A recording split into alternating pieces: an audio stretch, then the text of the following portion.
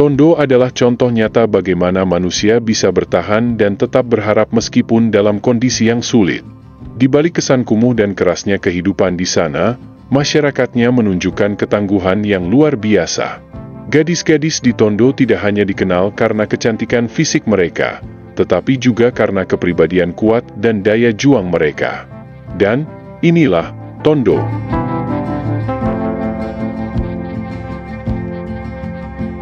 Tondo adalah salah satu area terpadat di dunia, di mana ribuan keluarga tinggal dalam kondisi yang sangat sempit dan tidak layak huni. Dengan populasi yang terus bertambah, banyak penduduknya hidup di rumah-rumah darurat yang dibangun dari kayu, seng, dan bahan bekas, seringkali tanpa akses yang memadai terhadap air bersih, listrik, serta fasilitas sanitasi yang layak.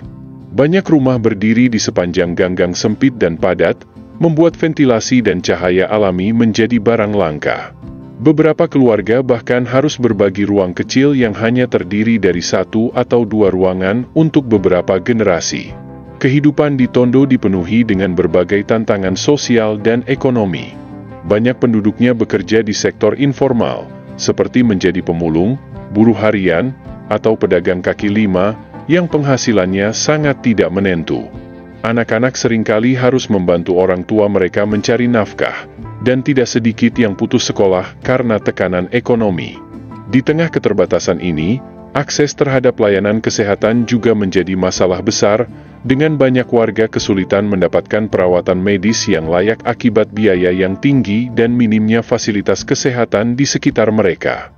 Selain itu, Tondo juga menghadapi berbagai permasalahan lingkungan, terutama terkait dengan pengelolaan sampah dan polusi. Karena kepadatan penduduk yang ekstrim dan kurangnya infrastruktur yang memadai, sampah sering menumpuk di jalan-jalan atau dibuang ke sungai-sungai terdekat, yang semakin memperburuk kondisi sanitasi. Hal ini menyebabkan berbagai penyakit seperti infeksi kulit, gangguan pernapasan, serta penyakit yang disebabkan oleh air tercemar seperti diare dan demam tifoid. Meskipun kehidupan di Tondo penuh dengan kesulitan, banyak penduduknya tetap menunjukkan semangat bertahan hidup yang luar biasa. Solidaritas sosial dan rasa kebersamaan masih kuat di antara warga, dengan berbagai inisiatif komunitas untuk saling membantu dalam menghadapi kondisi sulit.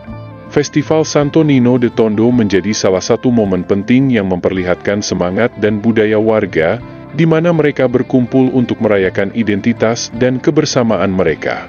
Di balik stigma sebagai kawasan kumuh, Tondo juga merupakan simbol perjuangan dan ketahanan masyarakat yang terus berusaha mencari kehidupan yang lebih baik. Dulunya, Tondo merupakan lokasi dari Smoky Mountain, tempat pembuangan sampah terbesar di Filipina yang selama bertahun-tahun menjadi simbol kemiskinan di kawasan ini. Ribuan orang, termasuk anak-anak, menggantungkan hidup mereka dengan mengais tumpukan sampah untuk mencari barang bekas yang masih memiliki nilai jual, seperti plastik, logam, dan kertas.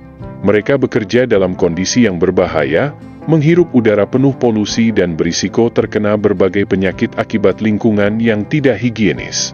Pada tahun 1995, pemerintah Filipina menutup dan merehabilitasi Smoky Mountain sebagai bagian dari program peremajaan kota. Namun, meskipun tempat pembuangan sampah ini telah ditutup, banyak mantan pemulung yang masih hidup dalam kondisi miskin di sekitarnya. Kesulitan mendapatkan pekerjaan yang lebih layak membuat sebagian besar dari mereka tetap bergantung pada pekerjaan informal dan tinggal di pemukiman kumuh yang berdiri di bekas area tempat pembuangan sampah tersebut. Kondisi kehidupan di sekitar bekas Smoky Mountain masih jauh dari ideal, dengan keterbatasan akses terhadap layanan dasar seperti air bersih, pendidikan, dan kesehatan. Banyak keluarga terus berjuang untuk keluar dari lingkaran kemiskinan, meskipun berbagai upaya telah dilakukan oleh pemerintah dan organisasi sosial untuk meningkatkan kesejahteraan mereka. Smoky Mountain tidak hanya menjadi bagian dari sejarah Tondo, tetapi juga cerminan dari tantangan sosial yang masih dihadapi oleh banyak masyarakat miskin di Filipina. Tondo sering dikaitkan dengan tingkat kejahatan yang tinggi, termasuk pencurian, perampokan, dan perdagangan narkoboy. Kemiskinan yang meluas dan terbatasnya kesempatan ekonomi mendorong sebagian penduduk, terutama kaum muda, untuk terlibat dalam aktivitas kriminal sebagai cara bertahan hidup. Di beberapa bagian distrik, geng jalanan memiliki pengaruh besar dan sering terlibat dalam berbagai bentuk kejahatan, mulai dari pemerasan hingga konflik bersenjata dengan kelompok saingan atau pihak berwenang. Keberadaan geng-geng ini membuat keamanan menjadi isu utama bagi warga setempat. Banyak penduduk merasa terjebak dalam lingkungan yang penuh kekerasan, di mana bentrokan antar geng, transaksi narkoboy, dan tindak kriminal lainnya menjadi hal yang biasa. Meskipun pihak kepolisian sering melakukan operasi penegakan hukum, banyak pelaku kriminal kembali beraksi karena lemahnya sistem hukum dan korupsi yang masih merajalela. Selain itu, anak-anak dan remaja di Tondo sering menjadi sasaran perekrutan geng. Minimnya akses terhadap pendidikan dan lapangan pekerjaan yang layak membuat mereka rentan terhadap pengaruh kelompok kriminal. Beberapa geng bahkan menawarkan perlindungan atau bantuan finansial kepada keluarga yang hidup dalam kondisi sulit, yang semakin memperkuat cengkeraman mereka di komunitas. Sebelum kedatangan Spanyol pada abad ke-16, Tondo merupakan pusat kerajaan Islam yang maju di Filipina, dan dikenal memiliki hubungan dagang yang erat dengan berbagai negara besar di Asia, seperti Tiongkok dan kerajaan maritim di Asia Tenggara.